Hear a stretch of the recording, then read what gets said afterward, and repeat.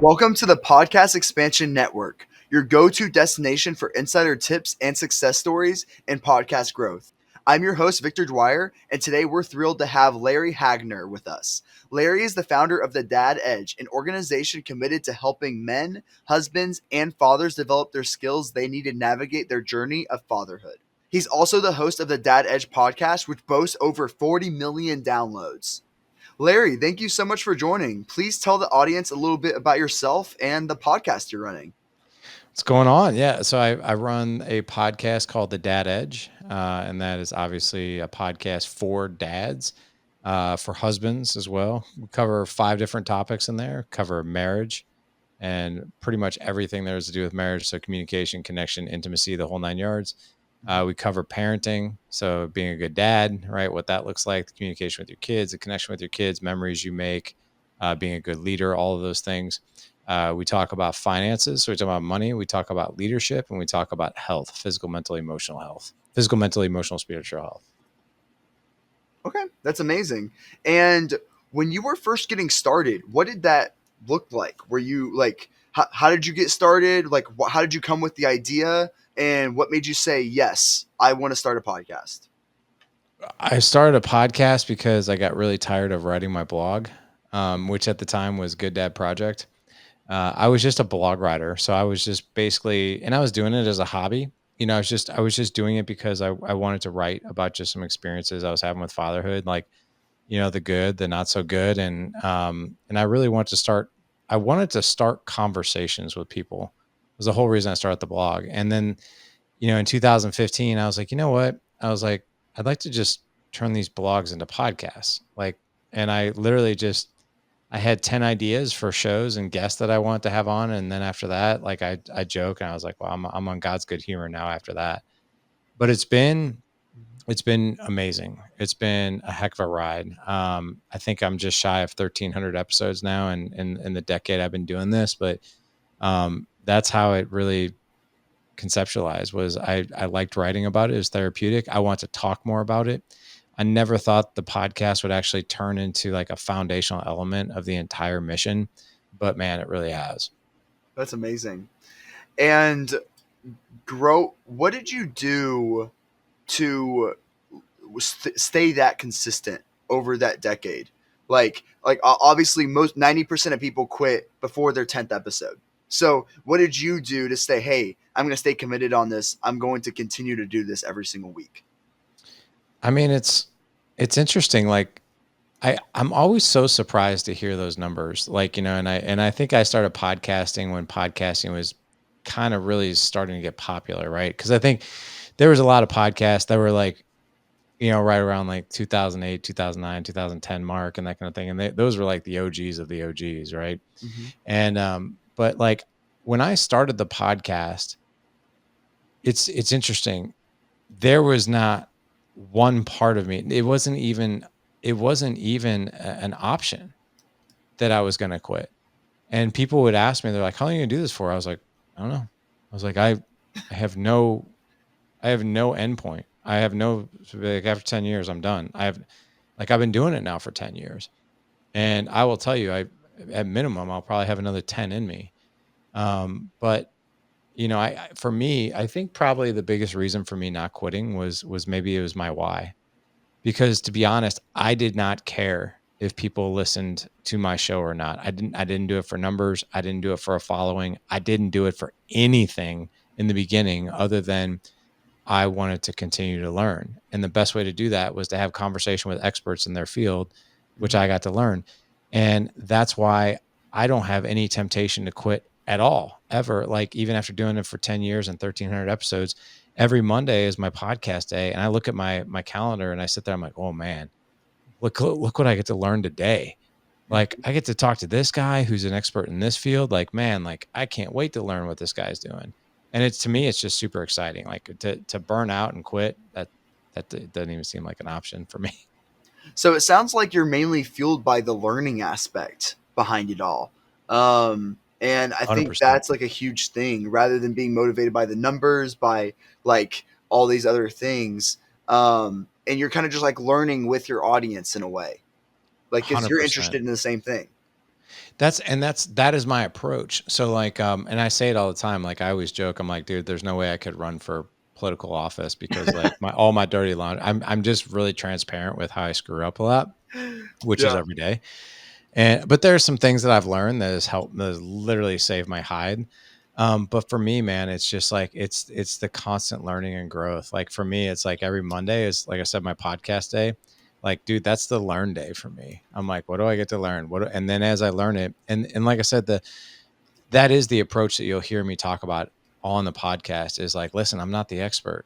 Like I'm just the guy in the front row asking the questions. That's all I am. And the audience, like we all get to learn this stuff together. That is my entire approach to it. That's amazing. And like, what did you do for growth? So obviously you stayed consistent. Is there anything that you did that made it where you were able to grow at a faster rate than anyone else? Like what, like if you were to talk to someone that's just starting a podcast, what would you Yeah. say a way to help grow that podcast? Such a good question. The funny thing is, if you look at my team, I'm the marketing, like part of the thing that I do as my job. I'm not only CEO, but I'm also, I'm in charge of marketing. And my team gives me so much crap because I can't stand marketing. Like I hate it. Like I hate it. I'm like, listen, the stuff I put out comes from my heart. There is no underlying like, oh, we'll get more clicks and likes if I put this out. There's none of that. Like, and that's probably, to be honest, like has made a huge, like my business and my mission would probably be much bigger if I did pay attention to those things, but I don't. I really don't. I'm actually, I mean, I've been doing this now for 10 years. I don't even know how to buy a Facebook ad. I have no idea what even landing page I go to start that whole process. Not a clue. I've never done that on Insta. I've never boosted a post. I'm like, if I put something out and it gets views, great. Someone must have liked it. If I Yeah. put it out and 4 people look at it, then I'm like, well, maybe one of those 4 people learned something. But I would say the thing to answer your question though, I mean, and I'm actually being serious. Like I really don't know. Here's what I do know though, is that I've never stopped. I've never taken a break. I've never taken time off. Like I have been Mr. Consistency. Monday, Wednesday, Friday. I've got those shows are out no matter what. Um, the other thing though, I think that really helps is being on other people's podcasts because there's no easier way to grow your audience than to be a guest on somebody else's show where you have their audience, right? Mm-hmm. That's a big one. I also think, getting guests, like I'm never afraid to ask anybody to come on the show ever. Like, Mm-hmm. and because the thing is over time I've gotten Seth Godin, I think, is the only guy who's ever said no. And that's because Wow. Seth doesn't talk about his family publicly. That's why. Mm-hmm. So, and he knew that's all my show was about. So he's like, I'm gonna pass. I'm like, really? I was like, why? He's like, I don't talk about my family publicly. I'm like, oh, okay, well that makes sense. But like when you tell people like, hey, I'd love for you to be a guest on the Dad Edge to talk about like just your approach to fatherhood and being a husband. And, oh, by the way, you also have all these expertise in this area. I really want to draw those things out too. Usually people are like, yeah, I would love to come on and talk about that stuff. So they do. Mm-hmm. Yeah, I want to let's talk about your guests for a second because like let the audience know how big your guests really are. Like you have like Chris Voss, like you have like huge people. You have go can you tell the audience like how big your which guests have been on your podcast and how big they are? Like that's awesome.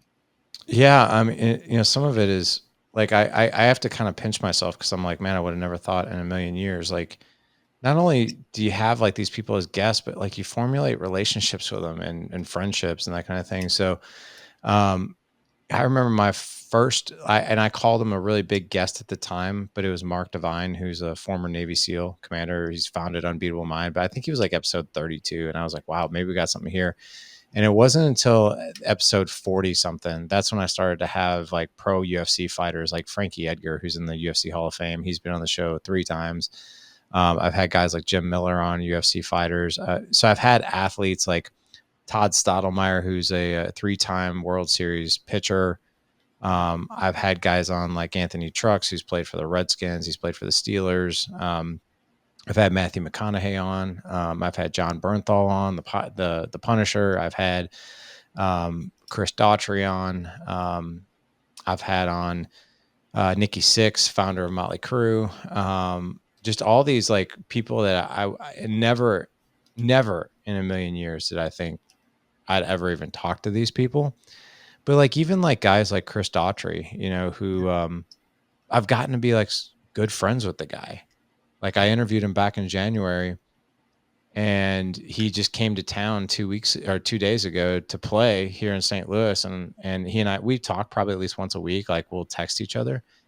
I'm like, hey man, like I'm gonna be you know at your show on whatever. He's like, I'll get you. He gave us 6 tickets. We hung Wow. out with him backstage, you know, for like 30 minutes. We just hung out with him. And my wife was asking me, she's like, oh my God, like I cannot believe like the relationships you through a podcast. And I'm like, yeah, it's crazy. And she even told me, she's like, I'm talking to Chris Daughtry and I'm talking to him like I've known him for 5 years. Like he's a regular dude. And I tell my wife, I was like, that's because they are. They're all regular dudes. Like they all really like all of these people are regular people. Like the only difference is a lot of people know who they are because they stepped into doing what they love and it's a public thing. That is the only difference between them and us. That's it. Yeah, that's very true. That's Yeah. amazing. And it sounds like you're very passionate as well about the subject too. Is there, for someone that's trying to either find their passion or to find some to deliver that passion to other people, what would you say to that person trying to find their passion and trying to put it into a podcast format? So, I mean, I think with my situation, you know, you can ask people like, "Hey, what are you good at, or what do you love to do?" Right, and maybe that should be your passion. For me, it's like, what are you horrible at? What do you totally suck at? Maybe that could be your passion because being a dad was the thing that I sucked at, and being a husband was the thing that I sucked at. And for me, it was a wound that was so deep, I couldn't help but revolve my entire mission around that wound because I wanted to break that pattern. So, like I didn't like the way I was raised, man, like I had father figures constantly in and out of my life. It was like this revolving door of just toxic, abusive men for my entire childhood. You know, I mean, my mom and biological father got married, they got divorced, they had me right before they got divorced, and I never saw my dad. And my dad like left, and then my mom remarried 3 times total, and every guy that she married and every guy that she dated was a disaster. Was just super abusive, you know, not a good human being. There were a couple in there that were okay, but most of the time that was the personality type. And then when I became a dad myself, when I was 30, you know, 2 things happened. Number one, I became a dad for the first time. And number two, I actually met my biological father. I ran into him as a total fluke in a coffee shop. And I've not known that guy my whole life. And now here we are 19 years later.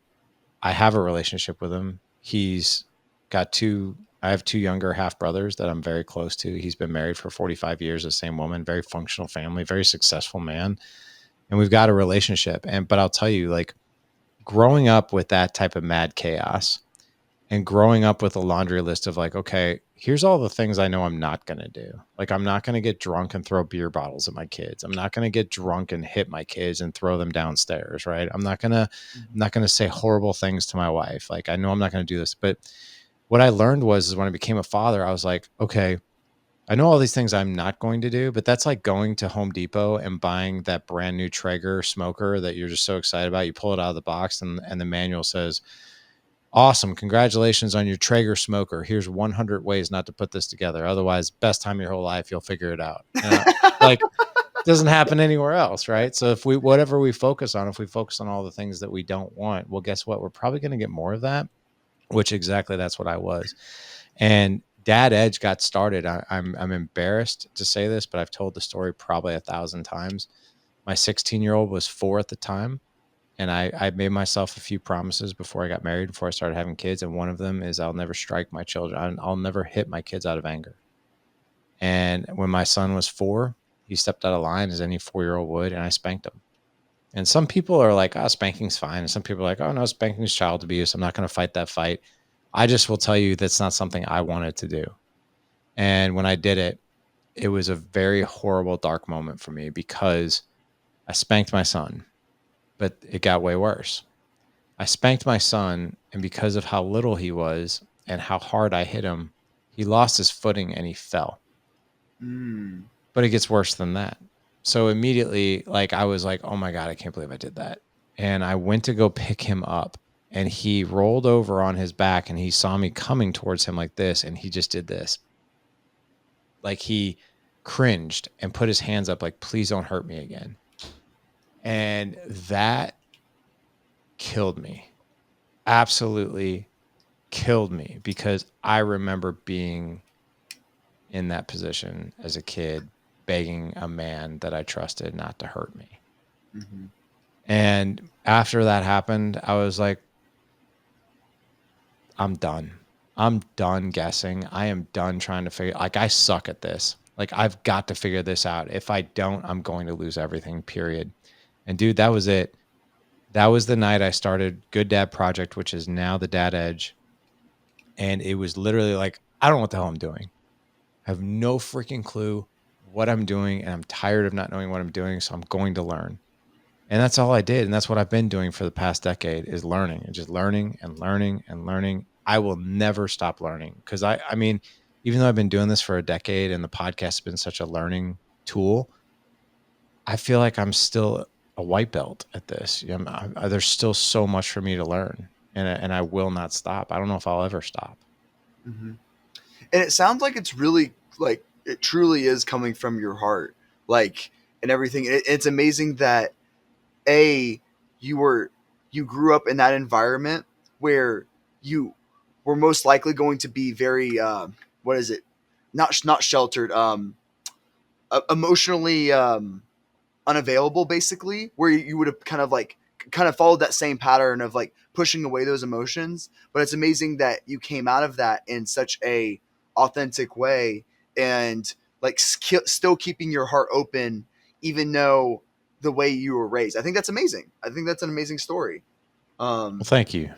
it's not easy. 100% not easy. That's where I was going with that. So yeah. Definitely not um easy. yeah. Um, so the next thing I wanted to talk about is, so it looks like you just stayed consistent over the amount of time. When it comes down to, it sounds like the most of your marketing comes from your team. Is that right? When it comes down to the cutting up the clips and everything else like Oh that. yeah. I don't even know what they cut up. I really don't. I Uh-huh. figure, like, I always tell my team, I was like, you guys are way smarter at this than I am. So, like, if there's something in there that was said, or something in there that my guest said that you think would be really great for people to know, then yeah, clip it out and just put it out there. Okay, cool. Yeah. And is there a certain way that you hire, like, at what point, with your current mindset of marketing, what made you say, hey, I want to make sure we're putting out this type of content? Is there a certain reason why you did? What was the reasoning behind that? No, and in fact, it's really interesting we're having this conversation like when we are, because the thing that really has my interest, right, is is helping more husbands and fathers out there. Mm-hmm. And while the Dad Edge is a really big podcast, and we've got a huge robust audience, there's there's so many more dads on the table that don't have resources that we offer. And so I'm actually at this tipping point right now in the organization where I am now shopping marketing companies. And I'll be very honest. I am more than willing to hire that out, because I don't want to deal with it. I really don't. I don't want to be the one to be like, well, if we say it like this, then it'll sound like this. I want to continue to speak from my heart on this mission. And then I can allow this marketing company to be like, okay, I spoke from my heart. What do you think is the best thing we should do to make sure other people hear it? Right. And Mm-hmm. then to have other people tell me, who are experts in that field, tell me what to do, because I don't know. Mm-hmm. Okay, that's interesting. That's interesting. Um, so you're basically at a point where you say, hey, I know I need to be doing this, um, but you just kind of like just don't want to deal with it. Is kind of what I'm hearing. Is that right? I don't like, I don't at all. And I know that sounds really weird, but like for me, I want to be working with my clients. Like, I love coaching my clients. I love the one-on-one clients. I love my group clients. Like that, I love doing the podcast. There are certain things I love adding to like my social media story. But again, if you look at my Instagram, I'm always speaking from my heart, Mm-hmm. like always. Like I'm never speaking in a way that I'm trying to coax you into something, right? Or sell you something that you're not ready for. I just want to speak to you to improve your day, right? And sometimes I'll do stuff that's really self-deprecating because I'm like, well, I'll throw myself under the bus. Maybe guys will relate to that because like maybe because I know what it feels like when I'm like in the pit of that. I'm like, Mm-hmm. if I know that somebody else is going through that and how they're getting out of that, like that, I really appreciate that. I'm like, oh my God, like I thought this dude had it all together, but he struggles too. Okay, well, what is he doing? Mm-hmm. So things like that.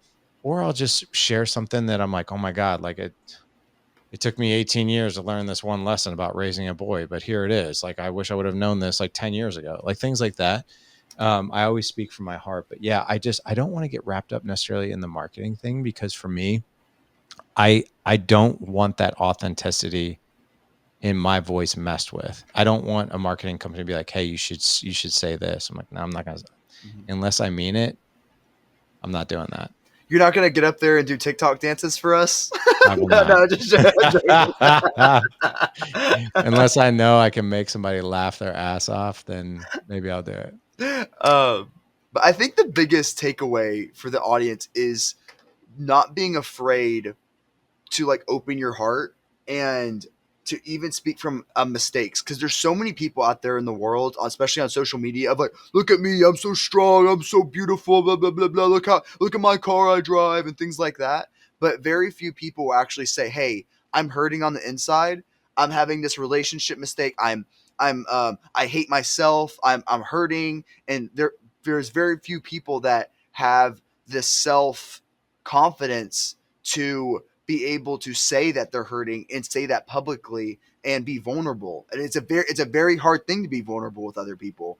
And I feel like other people, either on a podcast or in content and things like that, can really share that vulnerability, because everyone's always keeping up with the Joneses, always showing off and showing how amazing their life is. But almost no one I know has ever shown their vulnerability side of themselves, and shown the hard parts of their life. And I feel like there could be a lot more content out there that could really highlight those things. And that's a really good way to differentiate yourself too.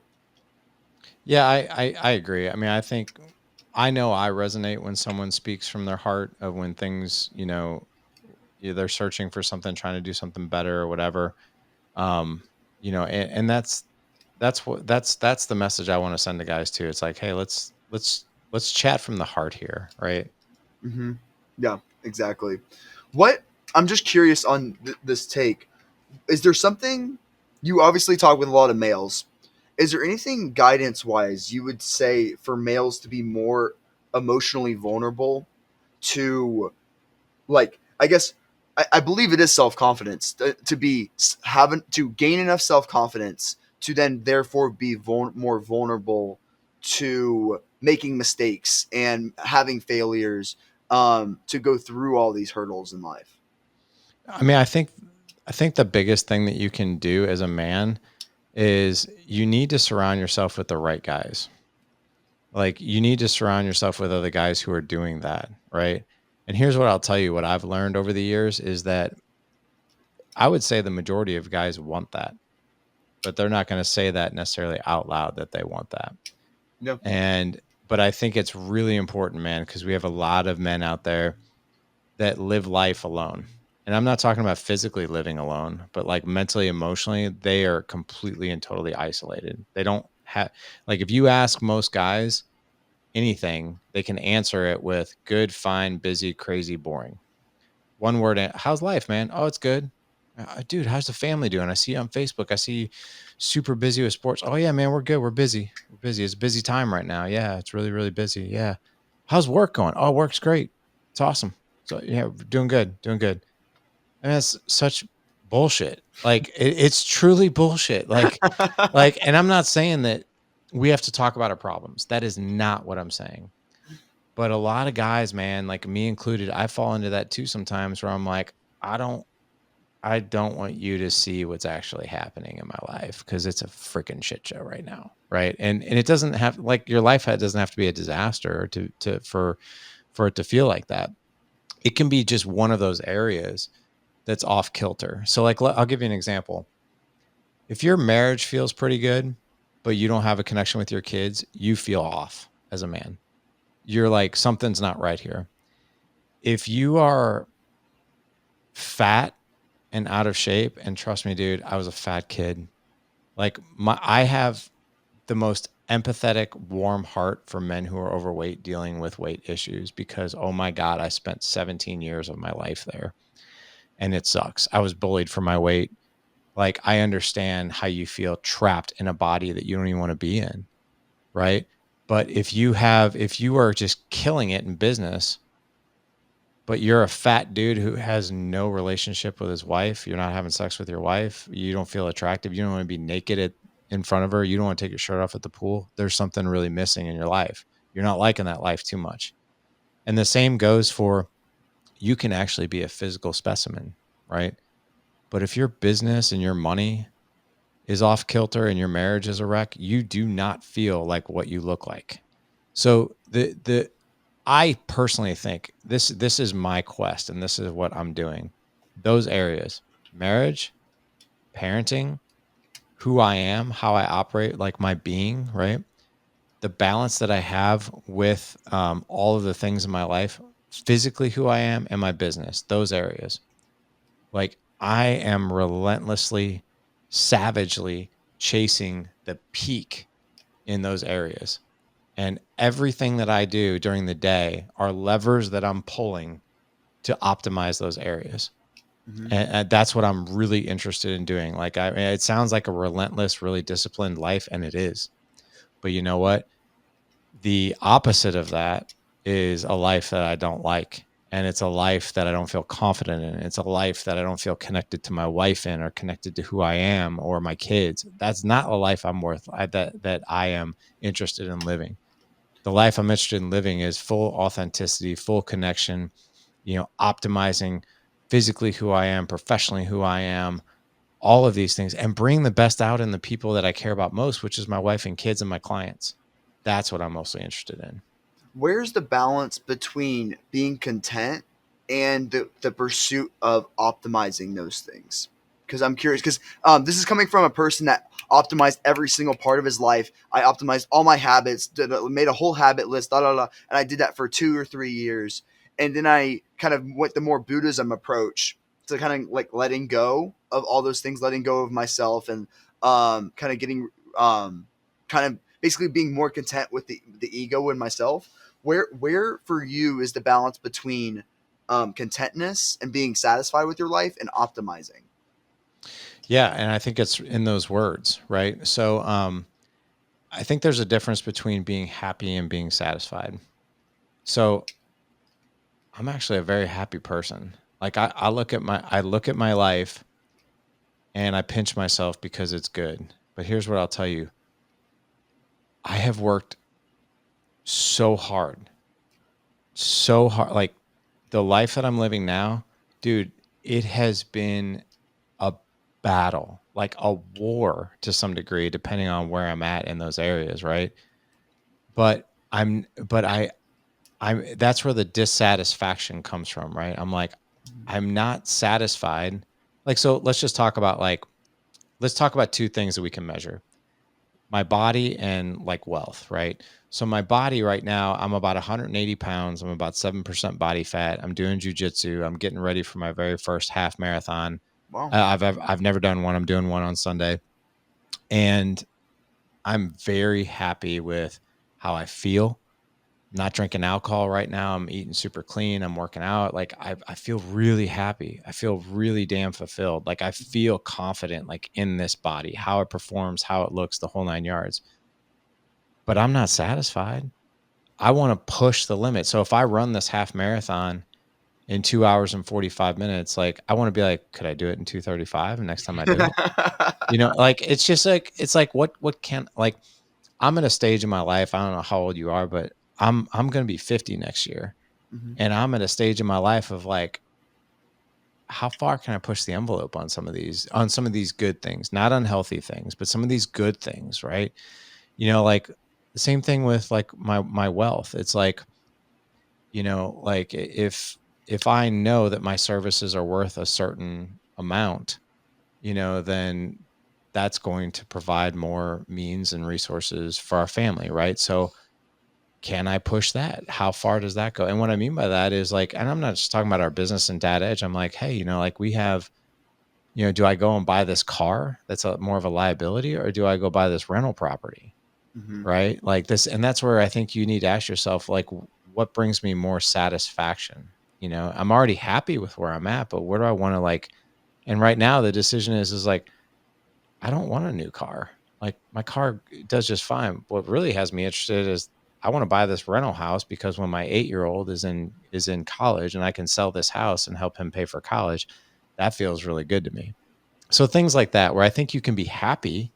I really do, because I'm a very happy person. I'm a very goofy person. Like I joke around. I'm very playful. I joke with my kids a lot, but I'm also like I got issues. I got some things wrong upstairs, because like my wife is always like, my God, like you are so intense. Like when it comes to like the things that you go after, I'm like, yeah. I was like, there's no other way to go after them. That's very true. That's Yeah. very true. I will say, so my dad has stage 4 Parkinson's. Oh So man. a lot of when it comes down to my life, I've kind of reached satisfaction of where I am in business and like kind of just all the other avenues in my life. I'm kind of like let those go. I'm like saying, hey, like I'm satisfied with those, and I focus on basically spending the time that I have with my dad as much as I can, and basically like that is my number one priority. So I feel like when it comes down to the other stages of my life, honestly satisfied. I'm not like in a stage where I'm like hustling like I used to, because I used to be a workaholic, work 14 hours a day, just like go go go go go on business, like just everything. And now I'm at a point where like me seeing what my dad is going through and things like that, it's kind of like opened my eyes and saying, wow, like none of this crap matters. Like literally, like none of it. And I thought of something that really hit me hard, that when someone is on their deathbed, they aren't going to be talking about their accomplishments. They're going to be talking about 1,000%. the experiences they had with the persons with the people they loved. And that really hit me. So I'm realizing that all my accomplishments don't matter. These things that I'm working toward is just a waste of time. And so now I really focus on just having the experiences with the people that I love and going toward that. And it's been a real like eye opener in my life. It really has. Isn't that interesting? Like how that happens. I mean, like I think you evolve, as a person, and Mhm. we really start to think about those things, and I think we really start to think about those things very, very differently. And I love the fact that you're even thinking about that. I mean, because how old are you? I'm 23, so I'm still a baby. 23. Yeah, my beard makes me look way older than what I am. What? 23 years old, dude, you could be my kid. Oh my God, dude. I'm totally blown away by that, because like you come across to me as such a mature, like professional. Like it's really do you mind me I know this is your podcast, but do you mind me asking you a couple things? How old the podcast is? No, do you mind me just asking you a couple things? Yeah, go ahead. Like, see, like I'm curious. There's not many 23-year-olds that operate the way you do. I'm just so curious, like how and why do you operate the way you do? Was it because you were raised? Maybe you learned some things from your own father, like, or how? What is it in you that you operate the way you do? So the first thing is when I turned 15, I became my mind automatically like I went from a normal teenager like playing video games 14 hours a day, and then I had this random voice in my head that says, "Hey, you need to start getting serious with your life," and it just came on replay every single. I couldn't sleep anymore. Like all of a sudden, this voice came into my life saying, "You got to get serious with life. You got to do." My parents don't push. My parents are very relaxed people. My dad, like everything. But all of a sudden, this voice came in my life. You got to get serious with your life. You got to be working toward your future. And that voice just happened on replay. And then I started. I took classes at Stanford, like learning neurology. I wanted to learn more about the brain. Then I realized marketing is just like the brain. And then I started a marketing business. And then I interned for 3 years, working for free, learning how to make businesses more money. And then I started my own marketing firm, and then basically went off there. And I give all the credit to that voice in my head that kind of says you got to go, you got to work toward your future and things like that. But at 18, I became a lot more satisfied with myself because I realized I was going to spend my entire 20s regretting my life, working 14 hours a day. That like I was working toward my future self, but I realized my future self was going to regret living my life the way I did. And I would have looked back and say, wow, in my 20s, I wish I would have just relaxed and had a good time rather than working my entire 20s. And so that's when I started doing one fun thing per day. I'm a country dancer now, so that's what What? I do. I country dance a lot, and so that's kind of my mindset. So I give all the credit to that voice that happened when I was 15, saying, "Hey, you got to get serious with your life." Really. Man, that is so cool, man. That's crazy. But I Yeah. think that if I were to dial down the most I can, I really think it comes down to that. Because I was a normal teenager, I would like right now I'd still be like doing the normal like smoking weed, like doing drugs or whatever, like vaping, like drinking and like kind of like suppressing all my emotions. That's another thing. I don't drink, smoke, or cuss. So I basically this is another thing. My mom, she only handles her insecurities through working is what I've learned. And so that is how I used to handle all my insecurities, saying, oh, I hate who I am, therefore I must work. And those are the things that I've learned from my mom. And so that's why I became such a working. And I basically, where I'm going with this is rather than numbing my brain, doing drugs, drinking, like all these things that normal people do, I focus on going forward on something rather than actually numbing my brain, if that makes sense. That makes total sense. And like I said, man, I want to acknowledge you, man, because like I said, there's not like my oldest son, I have 4 boys. They're 18, 16, 10, and 8. And I'll tell you, man, as a father, that's that's how I want my kids talking and operating, like when they're older, is to be even I would say at the young age that you are, like I mean that to be operating to have that type of mindset is very rare, like very rare. My video guy, he's 25 years old and he's like a 40-year-old, and I mean that in a good way. Like he's got his stuff together. Like I was like, I look at him, I shake my head. I was like, dude, when I was 25, I did not have my own video business. I did not have my own equipment. I didn't have 2 employees like you do. I was like, you seriously have your head on straight, man. Like whatever you're doing, don't stop doing it. Don't get into like ruts and bad habits and all this other stuff. Like you're on a trajectory that is just going to serve you so well. Just keep going. And I don't know. I see that in you too. I mean, it's really cool, man. There's not many people out there your age that are doing stuff like that. I appreciate that. And I give my credit to my dad too, because in no point in my life, I, that I, at no point in my life, I have ever felt that I had to earn my approval from my dad ever, like ever. Like I have never, you know how like all my friends, they always had to like kind of earn their validation from their dad. And one of my best friends, his dad never validated him. Always said, "Hey, you're doing this wrong," blah blah blah blah blah, and he never got validation. And I saw that, and I realized with my dad will love me no matter what. Like I really really believe that if I was gay tomorrow, like even though I wouldn't be, if I was gay tomorrow, my dad would still love me, even though he doesn't agree with it. I'd be like, hey Victor, that's kind of weird, but Oh my I god. still love you regardless of what you're going through. Oh my god, that's so great. Uh, I have very similar conversations with my kids, and I joke with them. Uh-huh. They'll be like, Dad, like, what if I was gay? I'd be like, I never talk to you again. They're like, what? I'm like, dude, I'm totally kidding, man. I don't like. Listen, it's your life. I was like, I would not care. Like, I would not love you any less. Like, I'd worry about your health, like that you were okay. like not your mental health. I'd worry about like you getting something that, because the the chances of you getting an STD is higher. I'd worry about that. I was like, but other than that, like, whatever, man. I was like, wouldn't make me love you any less. And like, yeah, it's interesting. Yeah, yeah, it is. Um, yeah, sorry, we went off way topic from It's podcasting, okay. but I was just really interested. I'm really interested in psychology, so I just wanted to talk about that.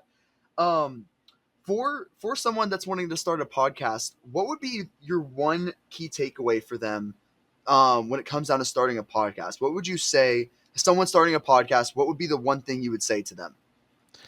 I just had a client that I'm helping right now with I do a couple different elements of coaching. I do marriage coaching for men, so it's like one of my most popular things.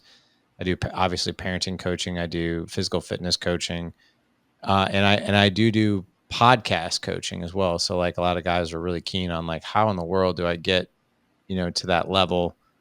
And one thing I always tell them, because I think a lot of people have this they have this um, perception. If I start a podcast, I have to be the expert. Like I've got to be the one that knows everything. And I always tell people, I was like, you don't. And in fact, you actually become a little bit more relatable if you don't, because the people who are tuning into your podcast want to learn probably whatever it is that your podcast is about. And if they know like the guy who's leading it is also the guy who's just as curious of learning as the guy who's listening, you're going to actually be more relatable. I was like, you shouldn't try to fake being an expert because people will see right through that. Be the learner, and that's okay. People will respect you more for it. So that's usually always my very first thing. And I always tell people to be committed to a year Mm-hmm. and never, ever, ever in that first year miss one deadline ever. If you're a once a week show on Monday, you never miss. You're in it for 52 Mondays, whether you feel like it or not. Because I was always told the same thing, and it was absolutely true. When I first started, I remember my first 6 to 9 months, those first, 40 something episodes, I was like, there was a part of me, even though I was loving it myself, I was like, is this really worth it? Like, this is a lot of time. It's expenses, you know, do I have to do this? And everyone who is a successful podcaster ahead of me was like, give it 52 weeks and just see what happens. And that was it. That was true. After a year, that's when the thing exploded. Now, granted, it did help that I had like Frankie Edgar and a bunch of big names on it, right? But those big names wouldn't have come if I would have quit. So, like, I always tell people, I was like, you have to be willing to give it at least a year. You can't do this thing. I'll try it for a month or two. Don't do that, because you might as well not do it at all, because you're not going to get your legs underneath of you in that amount of time unless you get like some big break. Like you're not even podcasting yet and you're the next Joe Rogan guest, then you don't have to worry about that. That's awesome. Yeah. Well, that's really good advice. That's really really good advice. Um, yeah. Well, Can thank I you. can I can Yeah, I go add ahead. one more? Yeah. Yeah. Um, the thing that I always do too, that I think is if you're a newbie podcaster, like a lot of times you have to have like all your questions and the whole thing pre-planned and like all this other stuff. And I think that really takes away from like really the cool authenticity that can come out of a podcast. So like for instance, if I have my own agenda and I have my questions that I want to ask, first of all, am I really listening to that guest, or am I just getting these questions out so I can get to the next one? And Mm-hmm. I'm really not interested in having an interview like that. What I always tell all my podcast guests, because some of them will ask like, well, what's your style like? Do you have questions ready? I was like, I've done my homework on you. I was like, but as far as like the questions I'm going to ask you, I was like, I might have one or two that I know I'll ask you. I was like, but other than that, it's a conversation. I see where it leads. And they're like, well, how do you do this? I always say, I'm like, I watch you. I'll ask you questions. And if I see your energy really go to that direction, like if I see you light up, like that's where I'll go dig. Like, and because that's where the gold is. When I see you come to life, and this chemistry that we have on the podcast, that's why people want to listen. So like and I get really, really keen on people talking about the things that excite them. So Mm-hmm. I'll watch them really close. And I like to ask questions that nobody else is asking. So on my podcast, you'll never hear things that are robotic. right? Like I'll ask very unique questions to bring the best out in them. So like one of the questions I ask, podcast guests before we even hit record, I said, hey, we're going to go for probably 45, 60 minutes, give or take. I was like, and I really want to highlight the things that you want to talk about, the things that bring you to life. So if we were celebrating the 2 or 3, 4 things that we talked about on this podcast that were most meaningful to you, that brought you so much life, that the fact that you couldn't even help yourself but say, that was the best interview I've ever done, what would you be telling me we talked about? And you could see like right away that question, they're like, holy crap, dude. Like let's go. Like that number one, that like, dude, number one, that question like lights them up because they know the show is about them. It's not about me, it's about them. But then they're like, dude, I've been talking about this lately and this lately. And I was like, that's what we're talking about then. Let's go. And then that's what makes a really good interview is like, you got to bring these things that your guest like truly is passionate about, they even triggers them. Those are the things you talk about. Yeah, I totally agree with that. I'm a big proponent on having the dynamic interview style rather than having everything like preset and like having all these specific questions. And it helps me as a thinker too. I like being really really fast and saying, oh, he found that interesting, cool, and like let's dive into that. And it makes the interview a lot more interesting too. So rather than like always pivoting back to like surface level questions, you can always just keep going into a specific category on what people's interest, because everyone's interested in different stuff. So it's really good to go deeper into where they're thinking, and so that way you can get like what you said. That's where the gold is of for each person. Because if you ask the same service level questions, you're going to get the same service level answers, and it's all going to be bull crap anyway. So that's where you can actually dig deep and actually find something valuable in there. Absolutely, man. Absolutely. Well, Larry, thank you so much for coming on. Please tell the audience how to find you, how to find more about your podcast and everything else like that. Super easy. Just all you got to do is Google the Dad Edge, or you can Google my name, Larry Hagner. Everything that we do will come up, but like just make it easy. thedadedge.com, the Dad Edge on Instagram, the Dad Edge on Facebook. The podcast is the Dad Edge. Like I'm sure you could probably see where the themes are going, but yeah, I mean, if I always tell people, if you're not familiar with what we do, like just start with the podcast. I mean, there's 1,300 give or take episodes for you to choose from there. It'll keep you busy for a while. If you're wanting more, I've got some free resources around marriage, parenting, patience, and that kind of thing on the website. If you're the type of guy, you're like, yeah, I'm not messing around with any of the free stuff. Like get me right to the stuff where I'm going to go execute and improve my life. That's the mastermind. If you go to thedadedge.com/mastermind, we got 2 different programs. One is called the Alliance. That's for our career guys. And then we have the Boardroom. That's for our business owners. And then the third way to work with me is just be a one-on-one client. I've got several one-on-one clients, but yeah, that's another way to work with me. Cool. Awesome. Well, Larry, thank you so much for joining. And for the audience, thank you so much for if you got this far. And this is the Podcast Expansion Network, and we'll catch you next time. Thanks, guys.